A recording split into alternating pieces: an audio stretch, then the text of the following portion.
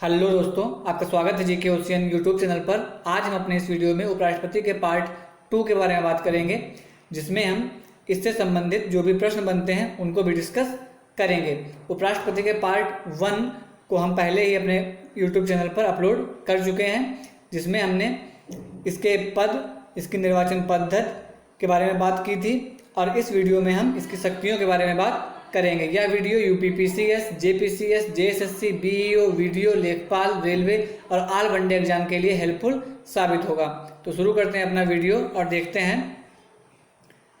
उपराष्ट्रपति की शक्तियों के बारे में बात करें तो वह राज्यसभा के पदेन सभापति के रूप में कार्य करता है, और इस संदर्भ में वह अमेरिका के उपराष्ट्रपति के समान ही कार्य करता है।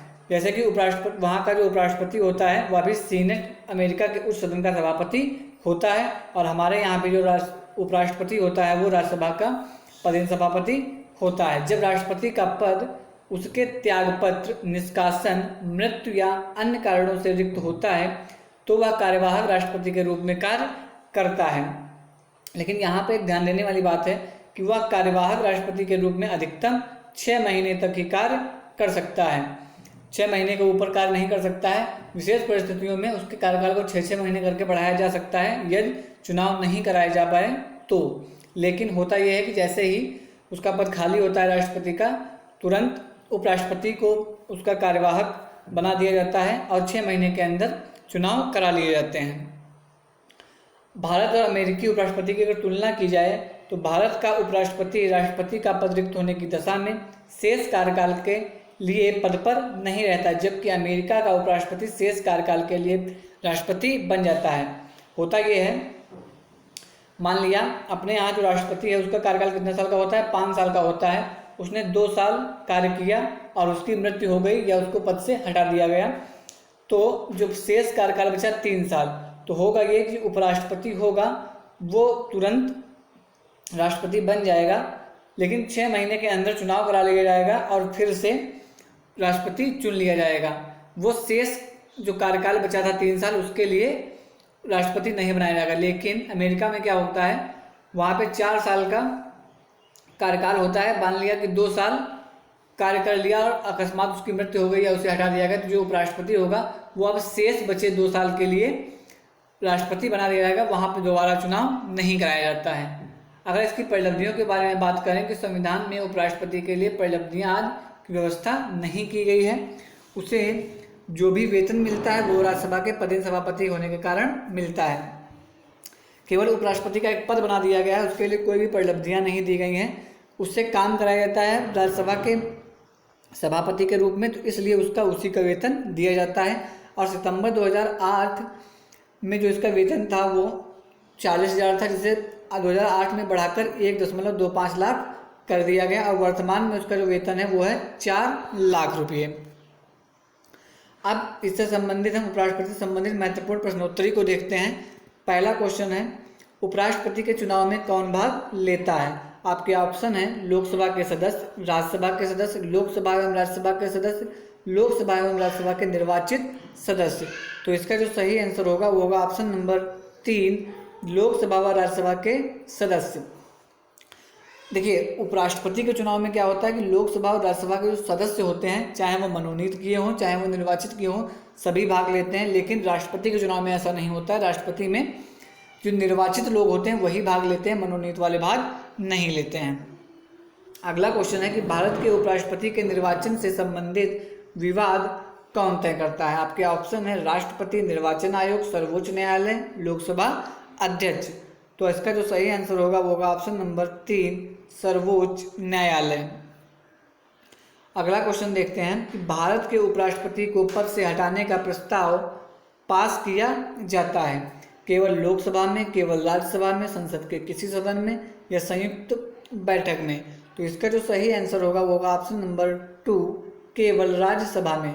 इसको याद ऐसे रखेंगे कि जो हमारा उपराष्ट्रपति होता है वह कार्य कहाँ करता है? राज्यसभा में कार्य करता है, तो इसको जो हटाने का अधिकार भी होगा वो राज्यसभा के पास ही होता है। लेकिन राष्ट्रपति के संबंध में ऐसा नहीं होता है। राष्ट्रपति को लोकसभा व राज्यसभा कहीं पर भी प्रस्ताव लाके शुरू किया जा सकता है उसको हटाने का जो प्रस्ताव होगा वो चाहे लोकसभा में पहले लाया जाए चाहे राज्यसभा में पहले लाया जाए, कहीं भी लाया जा सकता है, लेकिन उपराष्ट्रपति के संबंध में ऐसा नहीं होता है। उसका जो हटाने का प्रस्ताव होगा वह केवल और केवल राज्यसभा में ही लाया जा सकता है। अगला क्वेश्चन देखते हैं कि राष्ट्रपति की मृत्यु जब राष्ट्रपति का पद ग्रहण करता है, राष्ट्रपति की मृत्यु हो गई और उपराष्ट्रपति ने पद ग्रहण कर लिया तो क्या होगा। आपका पहला ऑप्शन है राष्ट्रपति के कार्यकाल के शेष समय पर पद पर आसीन रहता है, अधिकतम 6 माह तक आसीन रहता है, अधिकतम 1 वर्ष तक, अधिकतम 1 माह तक। तो अभी मैंने डिस्क्रिप्शन में बताया था पहले ही कि जो यहाँ पे होता है भारत में वह शेष कार्यकाल के लिए नहीं होता है, वह होता है अधिकतम 6 माह तक की अवधि के लिए रह सकता है। इसका जो ऑप्शन सही होगा ऑप्शन नंबर 2 सही होगा। लेकिन अगर यही अमेरिका के संदर्भ में पूछा जाता है तो इसका ऑप्शन नंबर कौन सा सही होता है, ऑप्शन नंबर 1 सही होता है, क्योंकि वहाँ शेष कार्यकाल के लिए बना दिया जाता है। अगला क्वेश्चन है कौन राष्ट्रपति के चुनाव में मतदान नहीं करते हैं परंतु उपराष्ट्रपति के चुनाव में मतदान करते हैं। आपके ऑप्शन है संसद के मनोनीत सदस्य, राज्य विधानसभा परिषद के सदस्य, राज्यसभा के सदस्य, उपरोक्त सभी। तो क्वेश्चन को एक बार फिर से पढ़ते हैं, कौन राष्ट्रपति के चुनाव में मतदान नहीं करते हैं।